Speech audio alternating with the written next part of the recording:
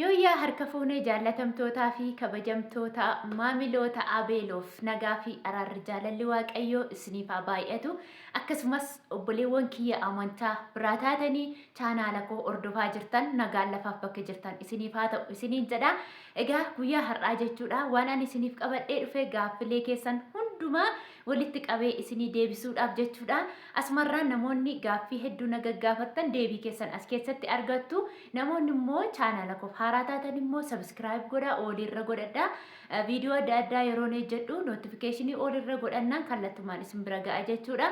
Akkasuma immoo hamilee namaa ta'uuf yookiin immoo na jajjabeessuudhaaf jecha immoo laayikii naa godhaa isiniin jechuun jaalladha. Yoo fedha keessan ta'e qofa isiniin jedha. Egaa gaaffii isin na gaggaafattan toora tooraan tokko tokkoon nan isinii deebisa jechuudha. Keessaafuu egaa gaaffii irra caalaatti barbaachisaa kan ta'e jechuudha. Namoonni baay'een maallaqa baatanii yoo galanii maallaqni ni jijjiiramaa yookiin immoo biyya keessatti ni sharafamaa argitee jirtaa kan jettan jirtu. Akkasumas immoo gabaa gurraacha yookiin immoo bilaak maarketii biyya keessatti ni sharafamaa yoo maallaqa baafnee fudhannee galle kan jettan baay'ee keessantu jira jechuudha. Akkasumas gaaffilee hedduun ni jira. Hanga danda'e viidiyoo gaggabaabsee hojjechuu nan yaala jechuudha. Gaaffii maallaqa baattee baannee yoo gallee rakkoo qabaa'u wanti nama harkaa fudhatamu jiraa'u biyyattis haa ta'u yookiin immoo eerpoortii biyyattis ta'e eerpoortii biyya arabaattis ta'e akkasumas immoo namoonni nama saamuu kan jedhan dhugaadhaa'u akkasuma dabalataan immoo maallaqa baay'isne yoo baattanii dabartan isiniin dabarsan kan jedhan baay'eetu jira. Maallaqa haga kamii yoo baannee gallee dabarfachuu dandeenya. Yoo dabarfannee galle immoo baankii iddoo kamitti sharafachuu dandeenya. Akkasumas isa gabaa gurraachaa irratti ifa isinii godha jechuudha. Waa'ee namni tokko maallaqa fudhatee yoo galee yoo baay'ee fudhatee galee nama fattashuu nama harkaa deebisuu inni jedhu jechuudha. Sobadha. Waggaa meeqayyuu yoo hojjettee maallaqa kee xaraqqamtee baattee galuu ni dandeessa. Garuu jechuudha. Akka tasaa ta'ee maatii hin waammanne yoo taate ati eerpoortii booleetti maatii hin waammanne yoo taate hin beektu yoo taate taaskii qabadheen bakka tokko deema yoo ta'e sitti rarra'u otoo ati eerpoortii keessaa akka baatee eerpoortii keessa piroosesii hunda fixattee gaafa naannoo nama simatan sanatti yoo baate kootu kan koo lixi kootu kan koo lixisiin jedhu jechuudha. Yeroo kana namni kun amanamaadha jettee taaskii yoo lixxe gara si geessan hin beektu akka waan itti si tuqanii hin beektu otuma maatii kee ta'ee jechuudha. Otuma maatii kee ta'eetiyyuu gaafa biyya galtu jechuudha. Kontiraata fudhadhu yookiin immoo taaskii bicaan jira. Taaskii bicaa kan hammootummaa ta'e waan isaan beeku inni amanamaadha. Isa bakka akka kana nageessi jedhe nama biraa uffaanan liccisiisin. Taaskii sana yoo fudhattee qobaa kee fudhadhu. Qobaa kee kan maatii kee wajjiniin bichaa maatiin kee tokkosaa ta'anii lamasaa ta'anii ufanii yoo si fudhatanii maatii kee wajjiniin taaskii sana qabadhuuti naannaa deemuu barbaaddu sana yoo mannaariyaa deemtee bakka biraa qabachuu dandeessa ta'es mannaariyaa yoo mana safara nageessi jetta ta'e safara sana achi geesse achumatti shaanxaa kee hunduma kee achumatti yoo sii buusa ta'e malee jalaan nama dabalachaan deema yoo jedhe toleen jedhiina. Maaliif jennaan namoonni tokko walii galanii yeroo ati uftu itti galanii achuma keessatti si tuqu dhimma kee qabanii jechuudha. Sillee maatii keellee gabajjachanii maallaqa kee waan ati baattee galte hunduma ati akkuma nama rafee taata. Akka nama rafee namni rafee hanga du'arra hin jiru miti.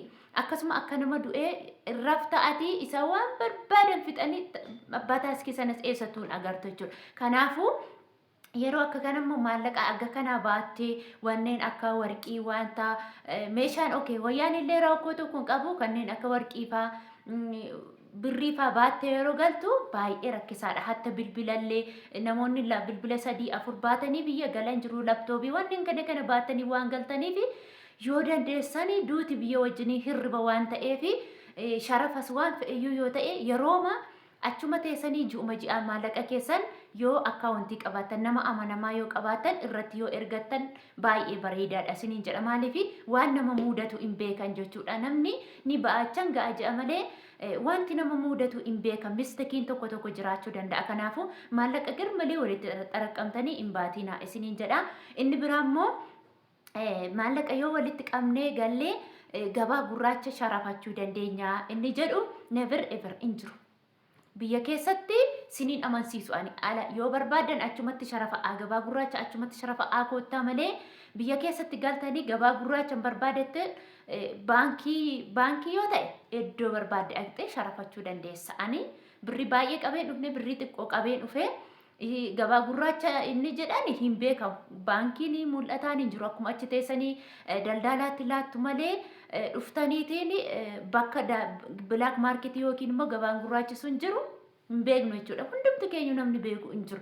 Asittis akkasuma asitti immoo keessaafuu foorjidii sitti laachuu danda'u, maallaqa foorjidii sitti laachuu danda'u, kootu si sharafna jedhanii si saamuu danda'u. Akkasumallee illee gaalii seeraan ala waan ta'eef illee seeratti si iyyeessu yookiin immoo si qabsiisuullee ni danda'a. Hin yaaliinaa isiniin jedha. Yoo ta'e birrii xiqqishuu hin jira miti of eeggannoodhaaf jechuudha.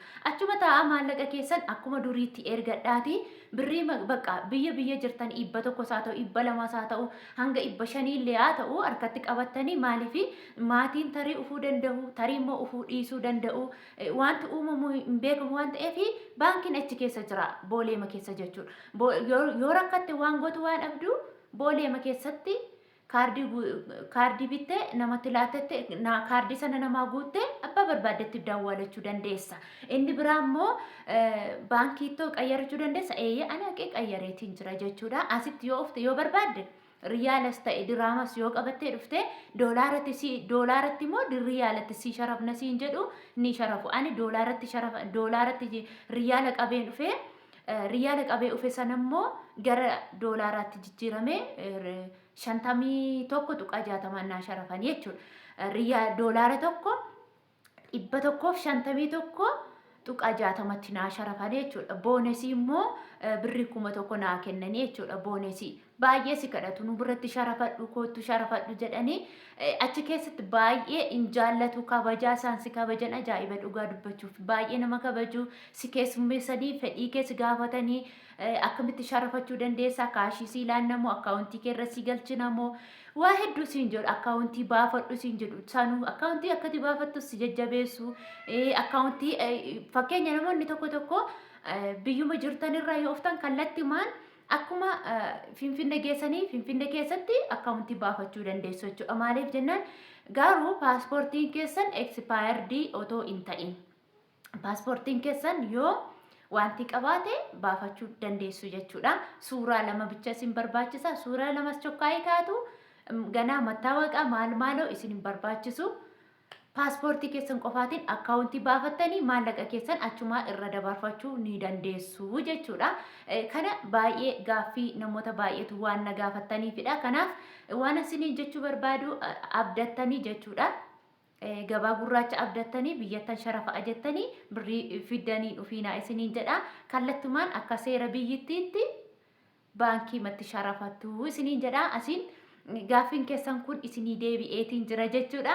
Inni itti aanu gaaffilee baay'eetu jira jechuudha. Isas gaaffii sana abee ati eessatti dhalattee biyya kam turtee akkasuma waggaa meeqa turtee dabalataan immoo jaankee eessa jira jaakee nutti argisiisi waa baay'ee jettaniitu isallee jechuudha.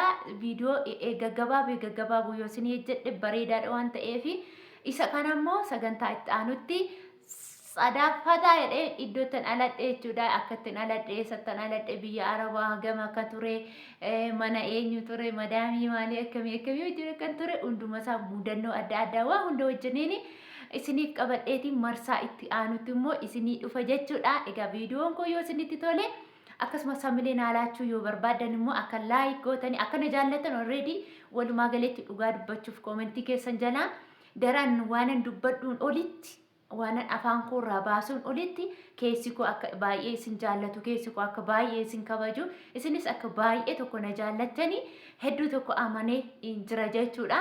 Kanaafuu wal jajjabeessuun immoo aadaa keenyadha jechuudha. Walaa jajjabeessinu dabalataan akkasumallee namoonni yuutuubii banannee jenna jettanii biyya keessatti akkamitti faayidaa inni qabaa biyya keessatti ni kaffalaa faayidaa isaa hundumaa waliin isinii qabadheen marsaa itti aanutti immoo ani isinii fideetiin nan dhufa jechuudha. Gaaffii keessa waliin akka ceellootti yookiin immoo akka gaariitti jechuudha. Kana booda madaamiidha ani asumaan obboleettiin tokko shakaalaa nuun jetteen anis shakaalaa isinuma faana shakaalaa kun torban tokko malee maalan fixe anis ganaan madaamii ta'a tarii deebi'ee shakaalaa ta'uu danda'a. Shakaalaa jechuun anan na boonsallee na gammachiisallee dhugaa waaqayyo yeroo shakaalaa jiru hedduu tokko na gammachiisa. Yaani ittiin qaanfa'u nan qaanfachiisu shakaalummaa kootti yookiin kaddaamummaa kootti. Hedduu tokko na boonsa nan gammachiisa malee nan qaanfachiisu akka kootti akka mataa kootti yeroo inni shakaalaa jedhu akka yaada tuffii yookiin immoo akka yaada qeeqaa otoo hin taane akka jaalalaatti jechuudha. Akka jaalalaatti ani ta'u shakaalaa jedhanii na waamanii hedduu tokko madaamiin kiyyallee irra caala shakaalaa naan jettu maqaa kollee badaan ooftu jechuudha. Shakaalaa